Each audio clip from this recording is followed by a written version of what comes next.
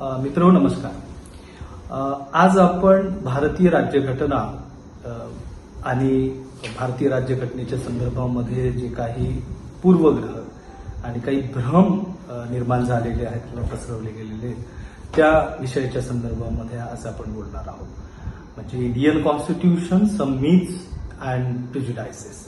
हा विषय अतिशय महत्वाचा आहे. हा विषय ह्यासाठी महत्वाचा आहे की आपण केवळ स्पर्धा परीक्षेची तयारी करतो आहोत आणि म्हणून आपल्याला काही भारतीय राज्यघटनेविषयीचे फॅक्ट्स आपल्याला जर माहीत असतील तर त्यामुळे आपण परीक्षा क्रॅक करू, पास करू आणि तिचा फायदा आपल्याला आपलं करिअर करण्यामध्ये होईल एवढ्या मर्यादित विचार आपण करता कामा नये. अर्थातच सर्व पद्धतीच्या स्पर्धा परीक्षा करणारे विद्यार्थी असतील हितपासून तर सर्वसामान्य जो नागरिक आहे त्या नागरिकाला देखील भारतीय राज्यघटनेच्या संदर्भामध्ये जे काही मिथ्स आणि जे काही प्रिजुडायसेस आहेत त्याला आपण बहुतांशी बळी पडलेलो आहोत असं म्हटल्यास अतिशयोक्तीचं होणार नाही. आणि म्हणून स्पर्धा परीक्षेची तयारी करणारे नेट सेट असतील किंवा यूपीएससी, एमपीएससी ह्या सर्व विद्यार्थ्यांच्या उपयोगासाठी तर आपण बोलणारच आहोत. पण त्याचबरोबरीनं आपण भारताचे नागरिक म्हणून आपल्याला भारतीय राज्यघटनेविषयी आपण किती अवेअर आहोत, एक असं डॉक्युमेंट जे की आपल्या भारतीय राजकीय व्यवस्थेला एका डिसिप्लिनमध्ये ठेवतंय आणि सर्व पद्धतीची म्हणजे समता, स्वातंत्र्य, न्यायाधिष्ठित समाज आणि सर्वांना एक ज्याला म्हणू आपण न्याय देण्याचं काम ज्या भारतीय राज्यघटनेच्या माध्यमातून आपल्याला दिलं जातं तर त्याविषयी आपण किती जागरूक असलो पाहिजे याबद्दलचं विवेचन आज आपण करणार आहोत.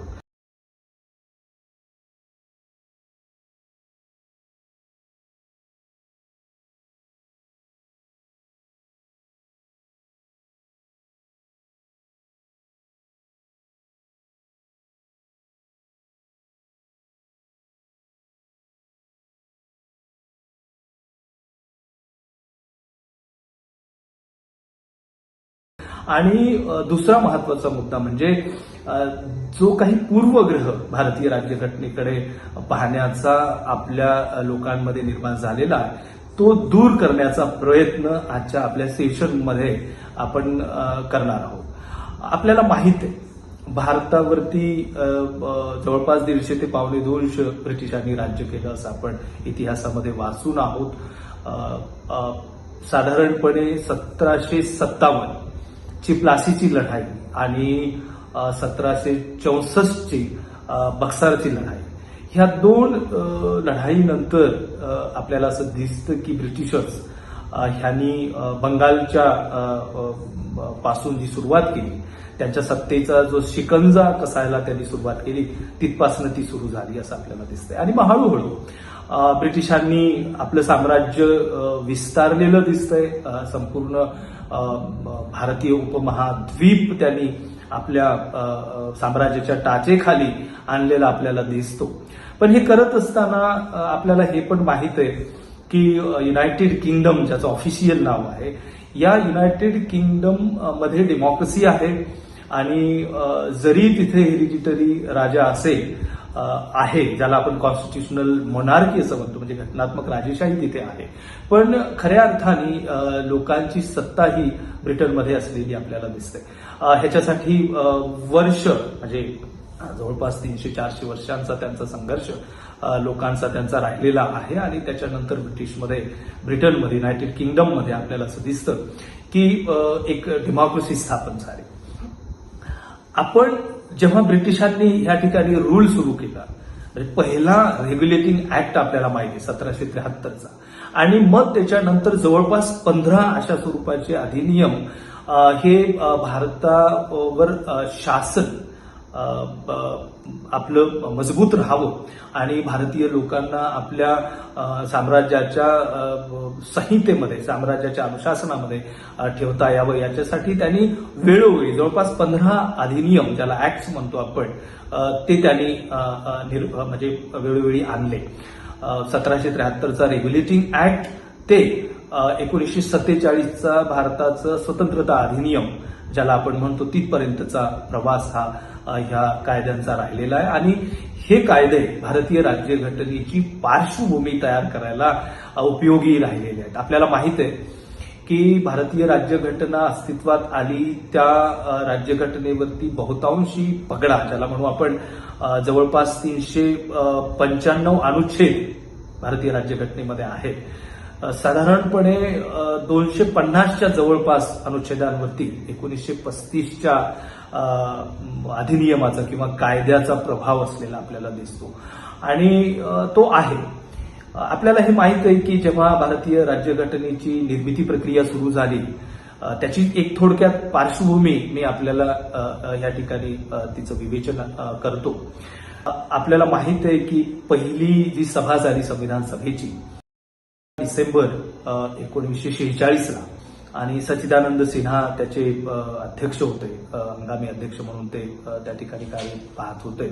तिथपासून ते शेवटची सभा ज्याला म्हणू आपण शेवटचं वाचन संविधान सभेच्या प्रारूपाचं 26 नोव्हेंबर 1949 पर्यंतचा प्रवास जर आपण भारतीय राज्यघटनेच्या निर्मिती प्रक्रियेचा बघितला तर आपल्याला असं दिसतं की आपल्याला हे माहित आहे मध्येच भारताचं विभाजन झालं साधारणपणे जेव्हा संविधान सभा अस्तित्वात आली आणि पहिली सभा डिसेंबर 1946ला झाली तेव्हा एक संयुक्त भारताचं प्रतिनिधित्व त्या ठिकाणी होतं. अर्थात तो इतिहास आपल्याला माहित आहे, मी त्याच्याकडे जात नाही. मुस्लिम लीगच्या प्रतिनिधींनी एक अंतर ठेवलेलं होतं आणि तो सगळा प्रकार नंतर भारताचं विभाजन झालं, पाकिस्तान सारखा देश अस्तित्वात आला आणि परत म्हणजे साधारणपणे 31 ऑक्टोबर 1947ला भारतीय संविधान सभेचं पुनर्गठन करण्यात आलं आणि हे पुनर्गठन केल्यानंतर आपल्याला असं दिसतं की भारतीय संविधान सभेमध्ये एकूण जे सदस्य होते म्हणजे प्रांतांचे आणि ज्याला संस्थान म्हणून त्यांचे ब्रिटिश प्रांत आणि संस्थान भारतीय संस्थान यांचे प्रतिनिधी मिळून जवळपास 299 एवढी संख्या ही भारतीय संविधान सभेमध्ये होती आणि हे सर्व सदस्य अगदी म्हणजे ज्याला म्हणू आपण बुद्धिजीवी वर्ग होता, त्या म्हणजे स्वातंत्र्याच्या संक्रमण काळाची ती अवस्था होती आणि तिथून राजकीय स्वरूपाच्या आणि विशेष करून सामाजिक स्वरूपाच्या अशा दोन्ही स्वरूपाच्या सुधारणा करणं, त्यासाठी लढे देणं हा संपूर्ण इतिहास हा राहिलेला होता. त्याच्यामुळे त्या सामाजिक आणि राजकीय लढ्यातून निर्माण झालेल्या ज्या पर्सनॅलिटीज होत्या, जे व्यक्तिमत्व होते, हे संविधान सभेमध्ये त्या ठिकाणी भारतीय लोकांचं जनमानसाचं भारतीय लोकांच्या इच्छेचं प्रतिनिधित्व करत होते आणि या भारतीय लोकांच्या इच्छेला एक शेप देण्याचा प्रयत्न, एक तिचं फ्युचर वर्तमान आणि भविष्य निर्धारित करण्याचा प्रयत्न हे संविधान सभेमधले हे सगळे दिग्गज बुद्धिजीवी वर्ग करत होते. आणि हा सर्व म्हणजे आता आपल्याला माहित आहे की जवळपास भारतीय संविधानाच्या प्रारूपाचे 3 वाचन हे संविधान सभेमध्ये करण्यात आलेले होते आणि अनेकदा ज्याला म्हणू आपण ह्या प्रक्रियेमध्ये अनेकदा प्रचंड डिस्कशन महत्वाच्या मुद्द्यांवरती वेगवेगळ्या समित्या होत्या, त्यांच्या समित्यांचे अहवाल वेगवेगळ्या तरतुदी जेव्हा केल्या जात होत्या संविधान सभेमध्ये संविधानाच्या साठी, तेव्हा प्रचंड वैचारिक संघर्ष देखील संविधान सभेमध्ये होत होता. त्याच्यासाठी मी आपल्याला सजेस्ट करेन की आपण कॉन्स्टिट्यूंट असेंब्लीचे जे डिबेट्स आहेत आता ते इंग्लिशमध्ये, हिंदीमध्ये आणि मराठीमध्ये देखील अवेलेबल आहे, तर ते आपण वाचले पाहिजे. तेव्हा आपल्याला कळेल की भारतीय संविधान सभेमध्ये राज्यघटनेच्या निर्मिती प्रक्रियेमध्ये जी मंडळी होती, जे नेते होते, जी बुद्धिजीवी जो वर्ग होता, जे प्रतिनिधी होते, हे प्रतिनिधी किती पोटतिडकीने, किती जागरूकपणाने, किती कळकळीने प्रत्येक मुद्द्यावरती, प्रत्येक तरतुदीवरती चर्चा करत होते, त्याच्यामध्ये सहभागी होत होते, त्याचे पॉझिटिव्ह निगेटिव्ह आस्पेक्ट्सवरती त्याची चर्चा केली जात होती आणि त्याच्यानंतरच प्रत्येक तरतुदी ह्या फायनलाइज केल्या जात होत्या. आपल्याला हे माहित आहे संविधान सभेचे अध्यक्ष हे डॉक्टर राजेंद्र प्रसाद होते आणि सर्वात महत्वाची जबाबदारी ही ड्राफ्टिंग कमिटीवरती होती. संविधानाची जी मसुदा समिती होती तिच्यावरती होती. त्याच्याही आपण खोलात जाणार नाही, कारण 7 सदस्य असणारी ती प्रारूप समिती होती, ज्याला आपण ड्राफ्टिंग कमिटी असं म्हणतो, मसुदा समिती असं म्हणतो, आणि त्याचे चेअरमॅन हे डॉक्टर बाबासाहेब आंबेडकर होते. अतिशय महत्वाची जबाबदारी त्यांच्याकडे होती. अनेक सदस्य वेगवेगळ्या कारणांनी आपलं योगदान त्याच्यामध्ये देऊ शकले नाही. BN राव सारख्यांनी महत्वाची जबाबदारी त्याच्यामध्ये प्ले केली आणि बाकीही सर्व संविधान सभेमधल्या सदस्यांनी आपापली जबाबदारी ओळखून संविधान सभेमधल्या प्रत्येक डिस्कशनमध्ये, चर्चेमध्ये जबाबदारीनं सहभाग घेऊन कुठल्या तरतुदी असाव्या त्याच्याविषयी आपली मतं व्यक्त केली आणि त्याचा अंतर्भाव हा भारतीय राज्यघटनेच्या प्रत्येक तरतुदीमध्ये झालेला आपण बघतो.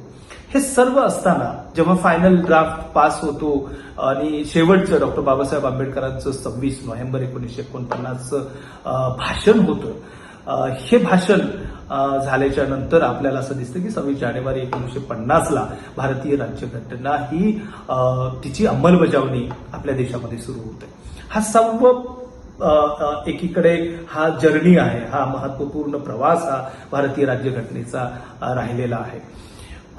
हे झाल्यानंतर बरेचदा आपल्याला आपल्या स्कूलिंगमध्ये, आपल्या महाविद्यालयीन विद्यापीठीय शिक्षणामध्ये किंवा आपल्या स्पर्धा परीक्षांमध्ये देखील आणि सर्वसामान्य चर्चेमध्ये देखील काही भारतीय राज्यघटनेच्या संदर्भामध्ये जे काही प्रिजिडायसेस आहेत ते रिफ्लेक्ट झालेले दिसतील किंवा अनेकदा अनेक लोकांकडनं आपल्याला अनेकांच्या भाषणांमधनं, अनेकांच्या लिखाणांमधनं, अगदी ज्याला अनौपचारिक गप्पा असतात त्या गप्पा होत असताना देखील भारतीय राज्यघटनेचा अभ्यास नसणारे, कॉन्स्टिट्युएंट असेंब्लीच्या ज्याला म्हणू आपण घमासान डिबेट्स व्हायच्या, त्याचं थोडंसंही त्याविषयीचं भान नसणारी मंडळी सरसकटपणाने संविधानावरती, भारतीय राज्यघटनेवरती काही आक्षेप नोंदवताना दिसतात किंवा ज्या कल्पित कल्पना ज्याला आपण म्हणू,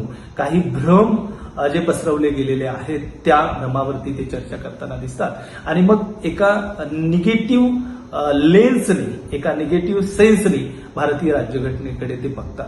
आणि म्हणून कदाचित आजही आपण बघा, भारतीय राज्यघटने विषयीचे जे भ्रम आणि जे पूर्वग्रह आहेत ते एवढे स्ट्रॉंग आहेत की ते एवढे स्ट्रॉंग असल्यामुळे आपल्याला भारतीय राज्यघटनेमधल्या तरतुदींच्या अर्थाचं आकलन नीटपणाने होताना दिसत नाही. आणि म्हणून ते आकलन नीटपणाने झालेलं नसल्यामुळे लोकांची इच्छा ही त्यांच्या प्रतिनिधीमध्ये कितपत उमटते आणि ते प्रतिनिधी भारतीय राज्यघटनेच्या तरतुदींची अंमलबजावणी कशी करतात ह्या विषयी, ज्याला म्हणू आपण सावळा गोंधळ, अशा स्वरूपाचं वातावरण आपल्याला भारतीय राजकीय व्यवस्थेमध्ये बघायला मिळतंय. मी सरसकट असं म्हणणार नाही, अनेक प्रतिनिधी, अनेक लोक भारतीय राज्यघटनेच्या संदर्भामध्ये अवेअर आहेत, पण मी ज्या 2 महत्वाच्या मुद्द्यांवरती आपल्याशी जो संवाद साधणार आहे की जे मिथ आणि जे प्रिजिडायसेस भारतीय राज्यघटनेच्या संदर्भामध्ये पसरवले गेलेले आहेत किंवा ते लोकांच्या चर्चेमध्ये आहेत, तर ते किती तकलादू स्वरूपाचे आणि ते कसे मिथ आहेत, त्या कशा कल्पित कल्पना आहेत आणि ते कसे पूर्वग्रह आहेत हे आपण स्पष्ट करण्याचा प्रयत्न करू. आपण बघा, अनेकदा परीक्षांमधनं असे प्रश्न विचारले जातात, अनेक सगळ्या म्हणजे अकॅडमिक लेवलच्या प्रश्नपत्रिकांमधनं किंवा तुमच्या स्पर्धा परीक्षेच्या प्रश्नपत्रिकांमधनं अनेक ठिकाणी असे प्रश्न विचारले जातात की भारतीय राज्यघटना ही उसनवारी ची राज्यघटना आहे. म्हणजे अनेकदा प्रश्न विचारला जातो की भारतीय राज्यघटनेनी कोणकोणत्या देशाकडनं काय काय घेतलेलं आहे. बॉरोड हा शब्द इंग्लिशमध्ये वापरला जातो आणि मराठीमध्ये त्याला असं समजलं जाते की आपण घेतले हा शब्द वापरला जातो. म्हणजे आपण अमेरिकेकडनं हे घेतलं, आपण कनाडाकडनं हे घेतलं, आपण जपानकडनं हे घेतलं, असं जेव्हा आपण म्हणतो तेव्हा आपसुकपणाने स्कूलिंग लेवलवर पण तुम्ही बघा, आपल्या घरामध्ये जे लहान बच्चे असतील, आपले लहान बहीण भाऊ असतील, आपली मुलं असतील, यांच्या पुस्तकांमध्ये देखील, क्रमिक पुस्तकांमध्ये देखील, अनेक रेफरन्स बुक्समध्ये देखील अशा पद्धतीची भाषा वापरली जाते. ही भाषा, हा शब्द हा तुम्हाला या संदर्भामध्ये म्हणजे भारतीय राज्यघटने संबंधामध्ये एक नकारात्मकता तुमच्याकडे घेऊन येते. म्हणजे अमेरिकेच्या राज्यघटनेमधनं आपण मूलभूत अधिकार घेतले असं म्हटलं जातं. इंग्लिशमध्ये borrowed from the United states of America constitution असं म्हटलं जातं. तर ह्या ज्या गोष्टी आहेत ह्या कशा तकलादू स्वरूपाच्या आणि त्या कशा निगेटिव्ह लेन्सच्या आहेत, ते कशा नकारात्मक आहेत, हे आपण समजून घेण्याची गरज आहे. म्हणजे आता आपण थोडं परीक्षेच्या पलीकडे जाऊन बघूया. एक भारतीय नागरिक म्हणून भारतीय राज्यघटना निर्मिती प्रक्रियेमध्ये ज्या सर्व म्हणजे 299 लोकांनी, आणि आपल्याला माहित आहे 26 नोव्हेंबर 1949ला जेव्हा फायनल ड्राफ्ट तिसरं वाचन, अंतिम वाचन जेव्हा झालं, तेव्हा संविधान सभेमध्ये 284 प्रतिनिधी हे उपस्थित होते. या सगळ्यांचं डिव्होशन जर आपण समजून घेतलं तर आपण अशा पद्धतीची भाषा ही वापरणार नाही. पण आपण असं बघतो की पद्धतशीरपणाने अशा स्वरूपाचे काही पूर्वग्रहांनी पछाडलेली मंडळी आणि ज्याला म्हणू आपण नकारात्मक दृष्टिकोनातून त्या राज्यघटनेकडे बघणारी मंडळी, अशा पद्धतीचे भ्रम हे त्यातून प्रसारित करण्याचा प्रयत्न करतात आणि त्याला आपण सामान्य मंडळी बळी पडतो. इव्हन शिक्षित मंडळी देखील त्याला बळी पडलेली आहे. आणि हे सगळं एकीकडे आपण तपासत असताना आपल्याला असं दिसतंय की जेव्हा आपण म्हणतो की मूलभूत अधिकारांची संरचना असेल किंवा संविधानाची सर्वोच्चता असेल, भारतीय राज्यघटनेची सर्वोच्चता आपण असं म्हणतो, तेव्हा राज्यघटनेची सर्वोच्चता असेल, फंडामेंटल राईट्सचं प्रोव्हिजन असेल, आपण सरळ असं म्हणतो की हे आपण अमेरिकेकडनं घेतलं.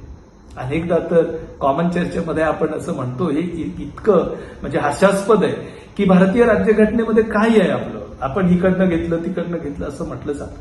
पण हे एवढं हास्यास्पद आहे, त्याचं ते स्पष्ट होण्याची आपल्याला गरज आहे. आपण बघा, जेव्हा आपण असं म्हणतो की अमेरिकेकडनं आपण फंडामेंटल राईट्स आणि भारतीय राज्यघटनेची म्हणजे ज्याला घटनात्मक सर्वोच्चता असं म्हणतो किंवा न्यायालयाची स्वतंत्र नाही, इंडिपेंडंट पणा जो आहे न्यायपालिकेचा, अशा पद्धतीची तत्व आपण अमेरिकेकडनं घेतली.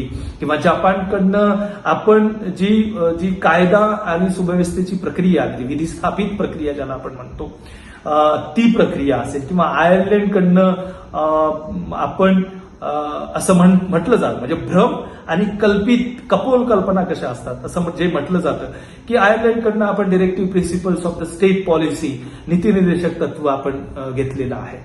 किंवा दक्षिण आफ्रिका आहे. रशियाकडनं आपण असं म्हटलं जातं की मूलभूत कर्तव्याची योजना त्या ठिकाणी घेतलेली आहे. कॅनडाकडनं जे फेडरल सिस्टम आहे, संघात्मक जी व्यवस्था आहे ती आपण घेतलेली आहे असं म्हटलं जातं. हे घेतलेली आहे ह्याच्यावरती विचार होणं खूप गरजेचं आहे. हे किती फसवं प्रकरण आहे. म्हणजे तुम्ही बघा, ह्या सगळ्या जर्मनीचं कॉन्स्टिट्यूशन असेल, आयर्लंडचं कॉन्स्टिट्यूशन असेल, अमेरिकेचं कॉन्स्टिट्यूशन असेल, जपानचं कॉन्स्टिट्यूशन असेल, हे जे कॉन्स्टिट्यूशन्स आहेत या आणि अनेक संविधान सभेमधल्या अनेक लोकांनी अभ्यास केलेला होता. हा अभ्यास त्यांनी केला.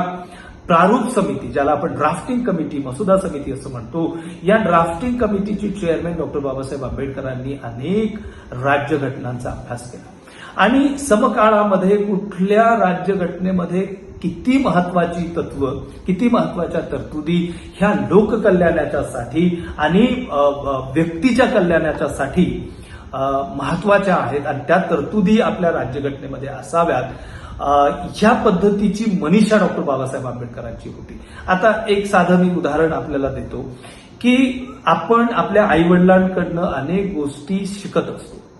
तुम्ही बघा, अनेकदा जर मुलगा वडील जर चांगलं वर्तन करणारे असतील, आई जर चांगलं वर्तन करणारी असेल आणि मुलगा किंवा मुलगी आई वडिलांचं ते चांगलं वर्तन त्याचं अनुकरण करत असतील आणि त्या पद्धतीनं आपलं वर्तन ठेवत असतील, तर आपण स्वाभाविकपणाने असं म्हणत असतो की अरे हा बघा किंवा ही बघा आपल्या वडिलाच्या प्रमाणेच आपलं वर्तन करते. म्हणजे किती छान आहे, किती चांगली गोष्ट आहे की ह्याच्यामध्ये किंवा हिच्यामध्ये आपल्या वडिलांचे गुण उतरलेत, आपल्या आईचे गुण उतरलेत. जे गुण तुम्हाला नीतिमत्ते शिकवतात, जे गुण तुमच्यामध्ये जी मॉरॅलिटी आहे, जे व्हॅल्यूज आहेत, ज्याला जी मानवीय मूल्य आहे, ते तुमच्या व्यक्तिमत्वामधनं प्रतिबिंबित होतात, तेव्हा आपण त्या मुलाला असं म्हणतो की ह्याच्यामध्ये चांगले गुण त्याच्या आई वडिलांचे उतरलेले आहेत. किंवा आपण अनेकदा मग डॉक्टर एपीजे अब्दुल कलाम असतील, बाबासाहेब आंबेडकर असतील, नेहरू असतील, गांधीजी असतील, ह्या सगळ्या किंवा नेल्सन मंडेला असतील, अलीकडे बरेच लोकांच्या प्रेरणा ह्या आपल्या जगामधल्या अनेक नेत्यांची असू शकते. मार्टिन लुथर किंग आहेत, अब्राहम लिंकन आहेत, अलीकडचे बराक हुसेन ओबामा आहेत. आपण असं बघतो की त्यांच्यासारखं आपण वागण्याचा प्रयत्न करतो. काही चांगल्या गोष्टी असतील तर त्या आपल्या पर्सनॅलिटीमध्ये असल्या पाहिजे असं आपल्याला निश्चितपणाने वाटतं आणि आपण त्या पद्धतीचं वर्तन आपलं निश्चित करण्याचा प्रयत्न करत असतो. याचा अर्थ असा आहे की चांगल्या गोष्टी जर आपल्या पर्सनॅलिटीमध्ये उतरत असतील, येत असतील, तर त्याचा आपण स्वीकार करतो आणि त्याचं आपण अप्रिशिएशन करतो.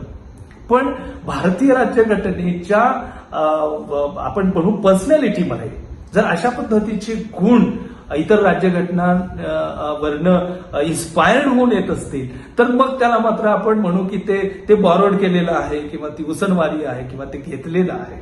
तर हे किती फसवं आणि हे किती चुकीचं आणि हे किती रॅशनल आहे हे आपल्याला सहजपणाने लक्षात येतं. आता ह्याच्यात थोडं मी डीप तुम्हाला देण्याचा प्रयत्न करतो.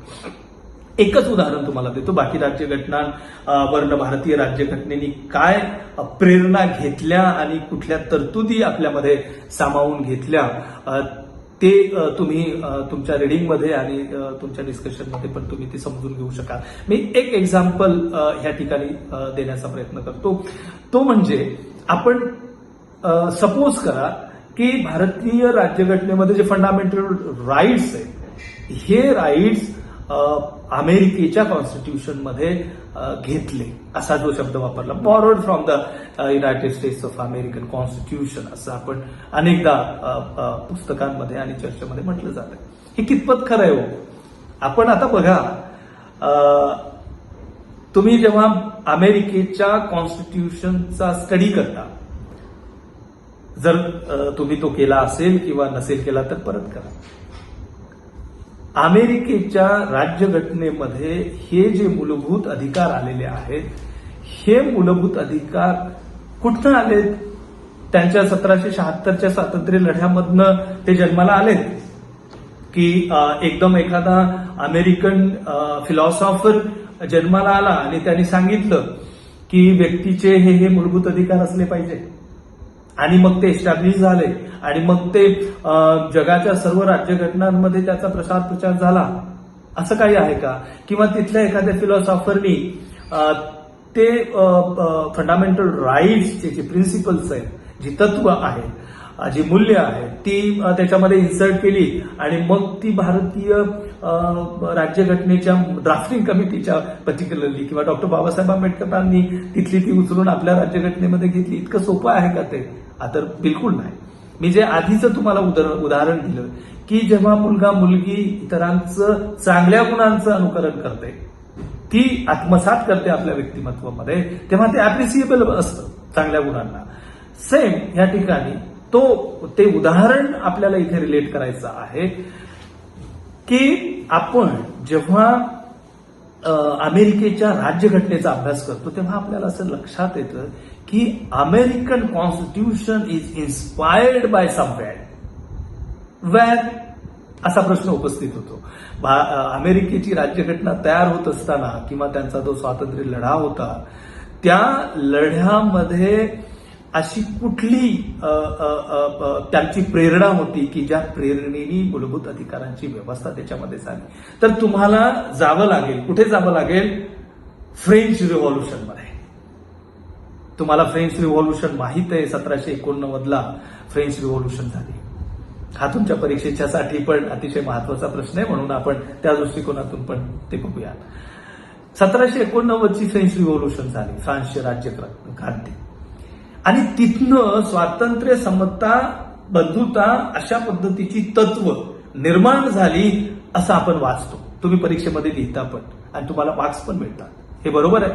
आणि हे जर बरोबर आहे तर स्वातंत्र्य, समता, बंधुता हे जे ही जी काही मूल्य आहे, हे जे काही राईट्स आहेत पीपल्सचे, व्यक्तीचे जे राईट्स आहेत, त्याची जन्मदात्री ही फ्रेंच रिव्हॉल्युशन ठरत आहे.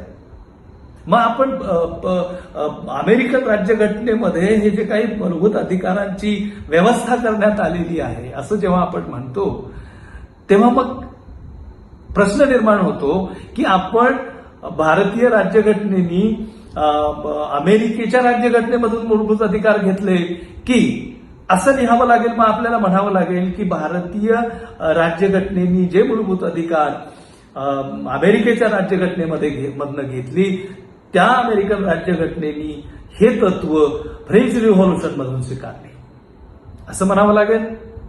मग फ्रेंच रिव्हॉल्युशन मध्ये ही प्रिन्सिपल्स आली कुठनं?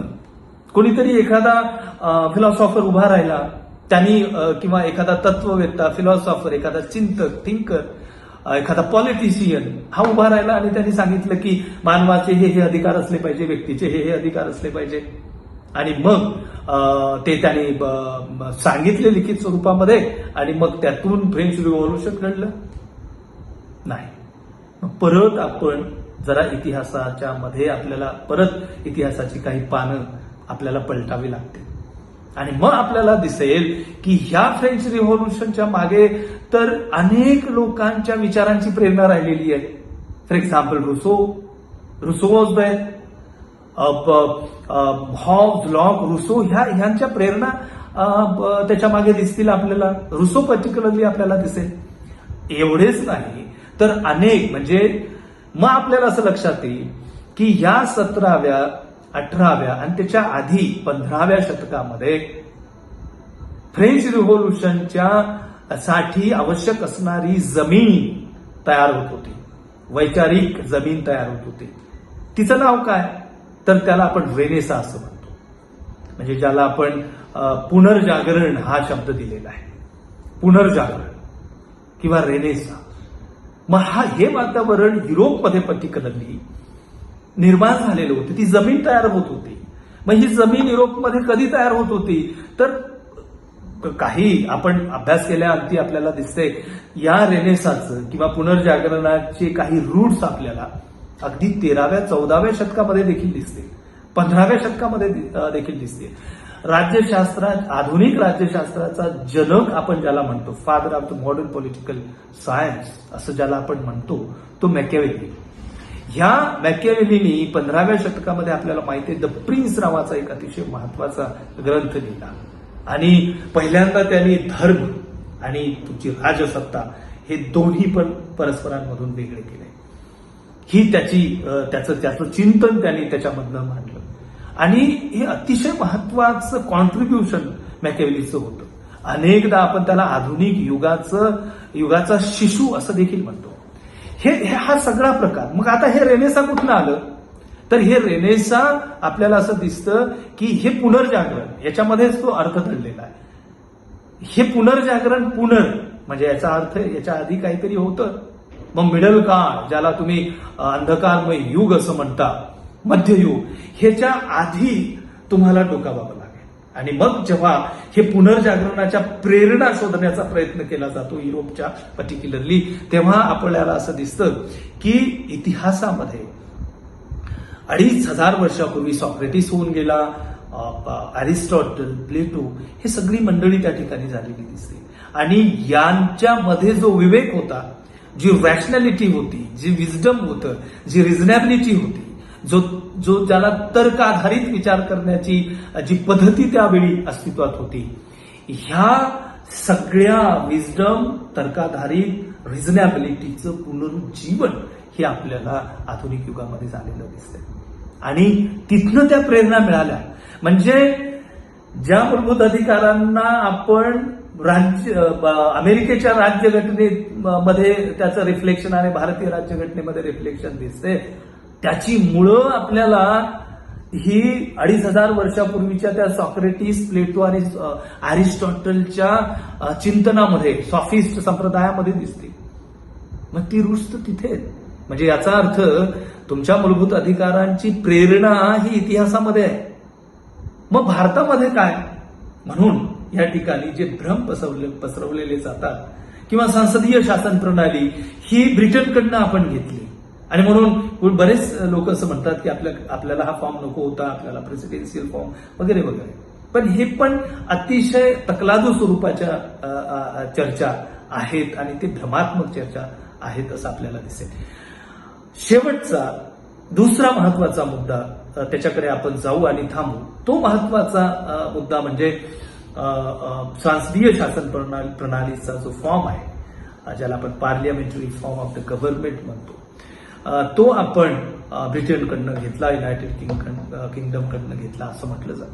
आणि मग तो आपला नाही वगैरे अशी एक बाष्कळ स्वरूपाची चर्चा केली जात आहे.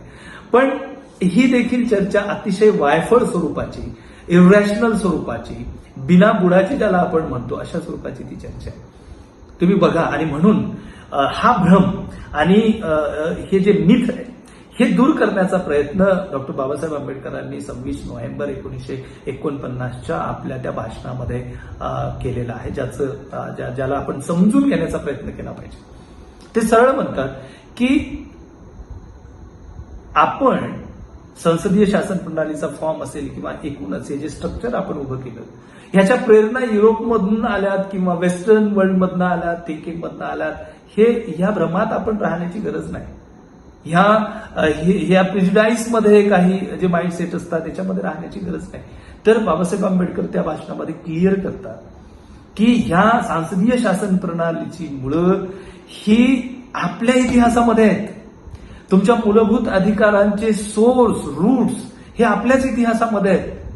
आणि मग आपल्या इतिहासाची पानं पलटायला ते सुरुवात करतात आणि ते आपल्याला सांगतात की तुमचा इतिहास हा किती महत्वाचा आणि किती ज्याला वैचारिक स्वरूपाचा, ज्याच्यामध्ये समता, स्वातंत्र्य, बंधुता, न्याय हे अतिशय मानवी मूल्य, उच्च दर्जाची मानवीय मूल्य ही तुमच्या इतिहासामध्ये दडलेली होती. आणि तिथे ह्या सगळ्या तुमच्या मूलभूत स्वरूपाचे अधिकार असतील किंवा तुमचं एकूण जे स्ट्रक्चर राजकीय तयार केलं गेलेलं आहे त्याचे रूट्स तुमच्या इतिहासामध्ये कसे होते हे त्या ठिकाणी सांगतात. आणि ते सांगतात आणि ते खरं पण आहे. आपण जेव्हा वाचतो तेव्हा आपल्याला ते कळतं.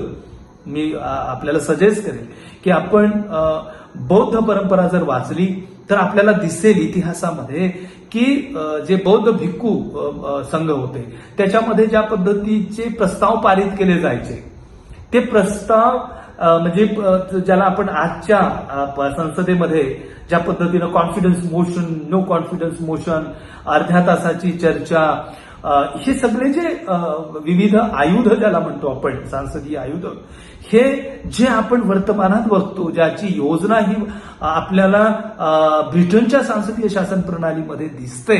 आणि आपण असं म्हणतो की ती ब्रिटनची संसदीय शासन प्रणाली ही भारतीय राज्यघटनेमधल्या ह्या सगळ्या तरतुदींची प्रेरणा आहे. तर आपल्याला असं दिसतं की बाबासाहेब आंबेडकर आपल्याला आपल्या बोटाला धरून आपल्याला आपल्या इतिहासामध्ये घेऊन जातात आणि सांगतात की बाबा रे, हे असं तुम्ही समजण्याची गरज नाही की हे आपण हितनं किंवा तिथनं असं नाही. उलट त्या राज्यघटना ह्या त्यांच्या रूट्समधनं, त्यांच्या इतिहासामधनं, त्यांच्या वैचारिक मंथनांमधनं आणि इव्हन भारताच्या ह्या वैचारिक प्रेरणांमधनं त्यांनी देखील प्रेरणा घेतल्या असं आपल्याला दिसतं. आणि त्याचं रिफ्लेक्शन त्या तरतुदीच्या स्वरूपामध्ये आपल्या भारतीय राज्यघटनेमध्ये झालेलं आहे. म्हणून बाबासाहेब आंबेडकर सांगतात की कशा पद्धतीने ह्या सगळ्या पद्धतीचे जे मोशन्स आहेत, जे प्रस्ताव आहेत, जी मताला टाकली जायची, कशा पद्धतीने बहुमतानी, अल्पमतानी ते त्या काय पद्धती होत्या, ह्या बौद्ध भिक्खू संघामध्ये कशा होत्या आणि त्याचं आपण राजकीय व्यवस्थेमध्ये आज जे काही ज्या तरतुदी झालेल्या आहेत तर त्याचे रूट्स आपल्याला तिथे कसे दिसतात, त्याच्यामुळे ते आपलंच आहे आणि म्हणून आपल्याला फक्त आपण जास्त अवेअर होण्याची गरज आहे, आपण जास्त वाचन करण्याची गरज आहे, आपण जास्त विवेकी बनण्याची गरज आहे. आणि जेव्हा आपण रॅशनॅलिटीनी, रिझनेबिलिटीनी आणि विवेकाने विचार करतो तेव्हा आपल्याला असं लक्षात येतं की ह्या सगळ्या भारतीय राज्यघटनेची मुळं, रूट्स ही आपल्या इतिहासामध्ये आहे आणि तिथपर्यंत आपण जाण्याची गरज आहे. मित्रहो, आज आपण ह्या विषयावरती, अतिशय महत्वाच्या विषयावरती आपण चर्चा केली. मला असं वाटतं की केवळ परीक्षेपुरतं त्याची तयारी तर ह्या सगळ्या आपल्या सेशन्समधनं होणारच आहे, पण त्याच्या पलीकडे जाऊन आपण एक सामान्य नागरिक म्हणून आपण आपल्या भारतीय राज्यघटनेमधल्या तरतुदींकडे पाहण्याची एक आपली दृष्टी ही आपण विकसित करण्याची गरज आहे. आणि त्या दृष्टीचा बेस हा विवेक असला पाहिजे, हा रिझनेबिलिटी असला पाहिजे, ही रॅशनॅलिटी असला पाहिजे. एवढंच आजच्या आपण सेशनमध्ये ही चर्चा केलेली आहे आणि एवढंच ह्या माध्यमातून मला ह्या 2 मुद्द्यांवरती प्रकाश टाकायचा होता. ह्या पुढल्या जो काही आपण सेशन करणार आहोत, जो काही व्हिडिओ मी आपल्यासाठी घेऊन येणार आहे, तो निश्चितपणाने अशाच पद्धतीचा वेगळ्या विषयाला हात घालणारा आणि परीक्षेच्या तयारीबरोबरीनं आपल्याला त्याच्या पलीकडे एक नागरिक, एक व्यक्ती आणि मानवीय समाज म्हणून घेऊन जाणारा असेल, एवढं मी आपल्याला ह्या क्षणी सांगू इच्छितो. आणि आपण लवकरच पुढल्या एका सेशनसाठी एका व्हिडिओच्या माध्यमातून भेटणार आहोत. धन्यवाद.